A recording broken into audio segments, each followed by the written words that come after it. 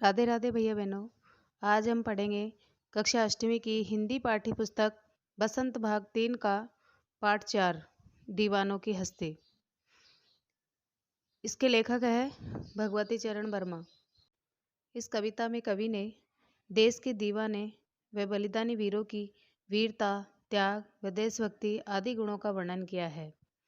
कवि कहता है कि मनमोजी स्वभाव वाला व्यक्ति जहाँ भी जाता है वहाँ खुशियाँ फैला देता है। वह हर रूप में प्रसन्नता देने वाला होता है, चाहे वह खुशी हो या आंखों में आया आंसू। कभी बहते पानी रमते जोगी वाली कहावत के अनुसार एक जगह नहीं टिकते हैं। वे कुछ यादें संसार को देकर और कुछ यादें लेकर सफ़र पर चलते रहते हैं। वह सुख और दुख दोनों को समान भाव से समझकर एक भाव से स्वीकारते हैं। इसमें कवि कहता है कि उनका स्वभाव मस्तमौला है, मनमोजी है। अब कविता पढ़ने से पहले इसके कठिन शब्दों को देखिए। दीवाने, मस्ती का जीवन जीने वाले, हस्ती, सामर्थ्य या औकात, आलम, संसार, धूल उड़ाते, खुशी मनाते, जग, संसार, छककर, भरपेट, भव, भावना, पिए, पीना, भिखमंगे, भीख मांगने वाले, स्वच्छंद, बंधन रहित, उर, हृदय, निशानी, चिन्ह, बंधन, पेड़िया। अब पढ़ते हैं कविता। हम दीवानों की क्या हस्ती है, आज यहाँ कल वहाँ चले, मस्ती का आलम साथ चला, हम धूल उड़ाते जहाँ चले। कवि कहता है कि आज़ादी के लिए अपना सब कुछ अर्पित करने वाले वीरों का मन जोश से भरा हुआ है। इन वीरों का कहना है कि देश की महानता तथा गरिमा के सामने हमारा कोई अस्तित्व नहीं है, हमारी कोई औकात नहीं है। हम तो आज़ादी के दीवाने हैं। अंग्रेजी सरकार के खिलाफ नीतियां तय करने के लिए हम एक जगह नहीं रुकते है। आज यहाँ कल वहाँ चले, यानी आज हम यहाँ हैं तो कल कहीं और होंगे। मस्ती का आलम साथ चला, हम धूल उड़ाते जहाँ चले, यानी हम जिधर भी जाते हैं खुशियों का माहौल हमारे साथ होता है। हम जहाँ भी जाते हैं वहाँ खुशियों का वातावरण बना देते हैं। आए बनकर उल्लास अभी, आंसू बनकर बह चले, अभी सब कहते ही रह गए, अरे तुम कैसे आए कहाँ चले। कवि कहता है कि अंग्रेजी सरकार की निगाहों से बचते बचते आज़ादी के दीवाने जब लोगों के बीच पहुंचते हैं तो वहां खुशी का वातावरण बन जाता है। जब वे वहां से अन्यत्र जाने की तैयारी करते हैं तो उन सभी की आंखों में आंसू आने लगते हैं, अर्थात वे बहुत दुखी हो जाते हैं। और लोग उनसे पूछते हैं कि तुम अभी तो आए हो, सब कहते ही रह गए, अरे तुम कैसे आए कहाँ चले। कि अरे तुम अभी अभी तो आए हैं और अभी से ही इतनी जल्दी कहाँ है तुम्हें जाने की, तुम्हें यहाँ कुछ और दिन रुकना चाहिए। किसी और चले ये मत पूछो, चलना है बस इसलिए चले, जग से उसका कुछ लिए चले, जग को अपना कुछ दिए चले।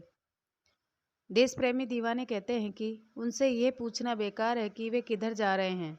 उन्हें निरंतर चलते रहना है, इसलिए लगातार चल रहे हैं। उन्हें स्वयं भी पता नहीं है कि वे कहाँ जा रहे हैं। वे संसार के लोगों को अपनी यादें देकर तथा उनकी भावनाओं को अपने साथ लेकर आगे बढ़ जाते हैं।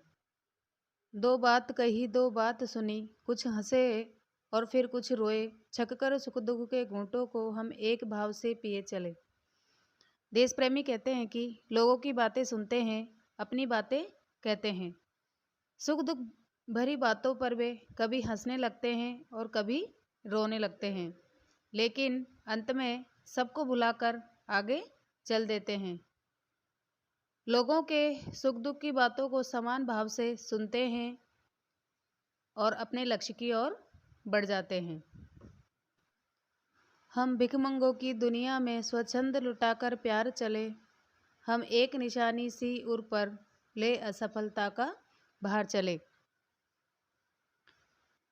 दीवाने कहते हैं कि संसार में कुछ लोग भिखमंगों की तरह हाथ फैलाए रहते हैं, उनकी इच्छाएं कभी पूरी नहीं होती है, लेकिन इन लोगों के बीच उन्होंने दिल खोलकर प्यार लुटाया है, क्योंकि प्यार ही सच्चा सुख देने वाला होता है।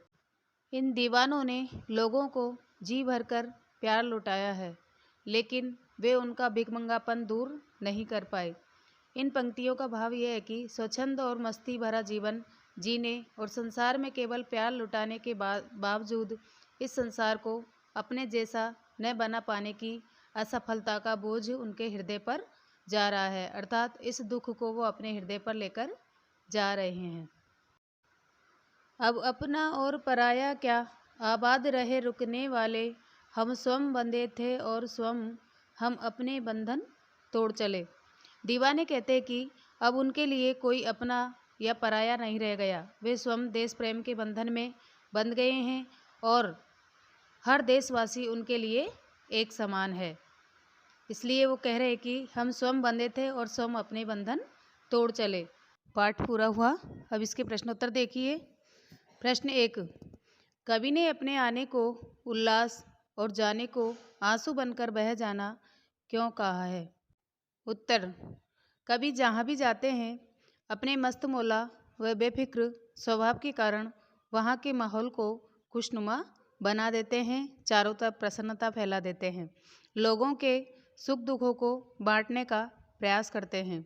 इसलिए कवि खुद के आने को उल्लास कहते हैं। लेकिन इतना प्यार लुटाने के बाद जब वो वहाँ से जाते हैं तो लोगों का दुखी होना स्वाभाविक है।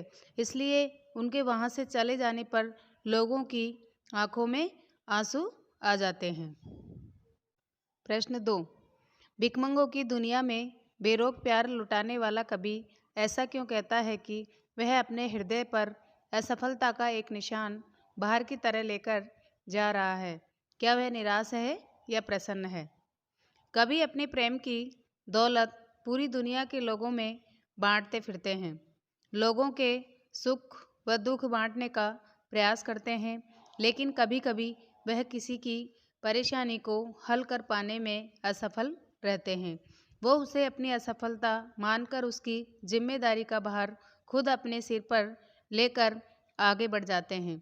लेकिन कवि इससे निराश नहीं है, वो हमेशा की तरह प्रसन्न है, क्योंकि वो जीवन में सफलता और असफलता दोनों को समान भाव से देखते हैं। प्रश्न 3, कविता में ऐसी कौन सी बात है जो आपको सबसे अच्छी लगी? उत्तर देखिए। इस कविता में कवि का बेफिक्र व मस्त मौला स्वभाव, जीवन के प्रति सकारात्मक दृष्टिकोण, अपना पराया छोड़कर सभी को एक समान भाव से देखना, सभी के प्रति एक समान व्यवहार करना, व सुख दुख को जीवन रूपी सिक्के के दो पहलू मानकर उसे स्वीकार कर निरंतर आगे बढ़ते रहना, ये सभी बातें दिल को छू लेती है। इन सभी प्रश्नों को अपनी गृह कार्य की कॉपी में सुलेख में करिए। जय हिंद।